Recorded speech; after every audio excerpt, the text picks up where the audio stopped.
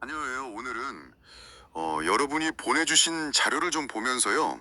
나주 남평에 있는 월련대 이야기 그리고 그곳과 아주 깊은 관련이 있는 분이죠.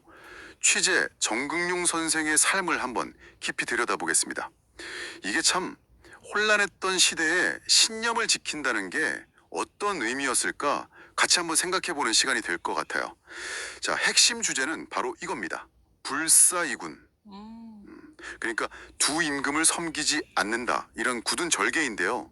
정국용 선생은 왜 그런 길을 걸었을까? 그리고 그 선택이 오늘 우리에게 어떤 질문을 던질까? 네, 지금부터 그 흥미로운 이야기 속으로 한번 들어가 보죠.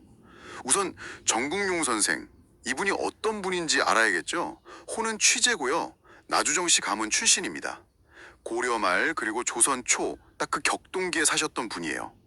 고려의 신하로서 벼슬을 하고 되셨는데 아시다시피 조선이 건국되잖아요. 네네. 그리고 시간이 흘러서 특히 자신의 조카인 단종을 몰아내고 왕위에 오른 인물이죠. 세조. 이 세조 밑에서는 내가 벼슬을 할 수 없다. 딱 이렇게 선언하고 모든 걸 내려놓으신 분입니다. 맞습니다. 여기서 우리가 좀 주목해야 할 점이 뭐냐면요. 정국용 선생에게 세조의 집권은 정당성이 없는, 뭐랄까, 일종의 쿠데타로 보였다는 거예요. 보내주신 그 영상 자료에서도 이 부분을 강조하더라고요.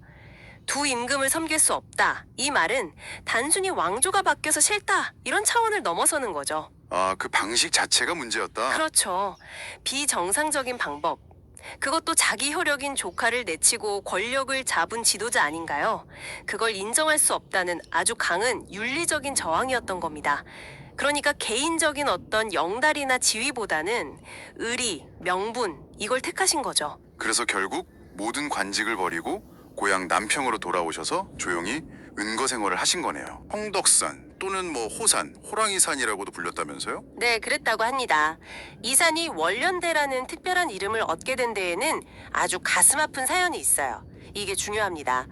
1457년이었죠. 세조가 단종을 임금 자리에서 끌어내리고 노산군으로 강등시키잖아요. 네, 맞아요. 아주 먼 곳으로 유배를 보냈죠. 강원도 영월로. 네, 바로 그 영월입니다. 결국 단종이 그곳에서 죽음을 맞이하게 되는데, 정국용 선생은 매일 아침 이 산, 그러니까 성덕산에 올라서요. 그 영월 땅 쪽을 바라보면서 통곡을 하고 망배를 올렸다고 해요. 망배요. 아, 임금이 뒤신 곳을 향해서 멀리서 절을 올리는. 그렇죠. 임금이 계신 궁궐 쪽을 향해서 예를 표하는 의식인데 그걸 매일같이 하신 거예요. 심지어 단종이 돌아가신 후에는 3년상까지 치렀다고 전해집니다. 와, 3년상이요. 정말 대단한 충정이네요. 네. 그래서 그 지극한 충정에 감동한 당시 사람들이 영월, 영을 땅을 바라보며 충절을 지킨 곳 대라는 의미를 담아서 이곳을 월련대라고 부르기 시작했다는 겁니다. 아하, 그래서 월련대군요. 이게 들어보니까 가끔 월련대, 달을 보는 곳 이렇게 잘못 쓰이는 경우도 있다는데 그건 그냥 잘못 쓴 거고 월련대가 맞는 이름이라는 거죠. 네, 맞습니다.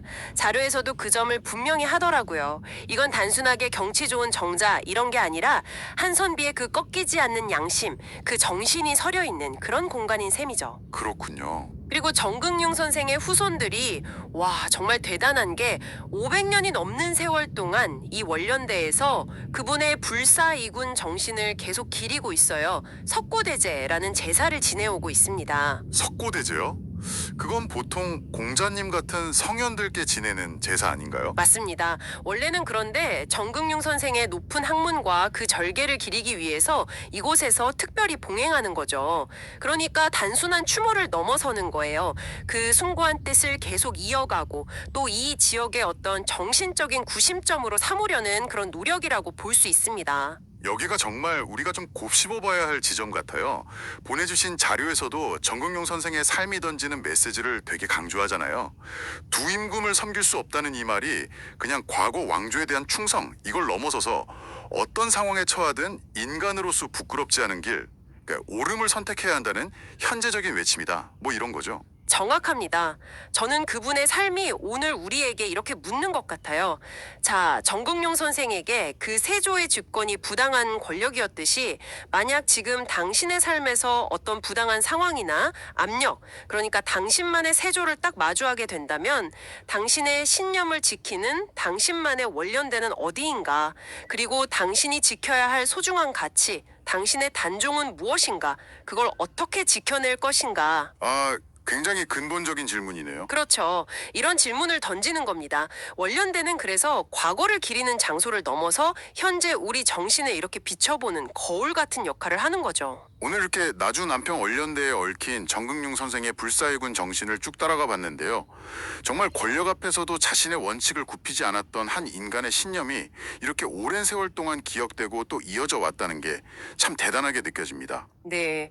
그 영생 말미에 보면 역간의 아쉬움 같은 것도 비치더라고요. 과거에는 이지역 관리들이 정국영 선생의 정신을 본받아서 행정을 잘 해보겠다, 이렇게 다짐도 하고 그랬다는데 요즘은 그런 기계가 좀 희미해진 것 같다, 뭐 이런 뉘앙스였어요. 이것도 우리에게 또 다른 질문을 던지는 것 같아요.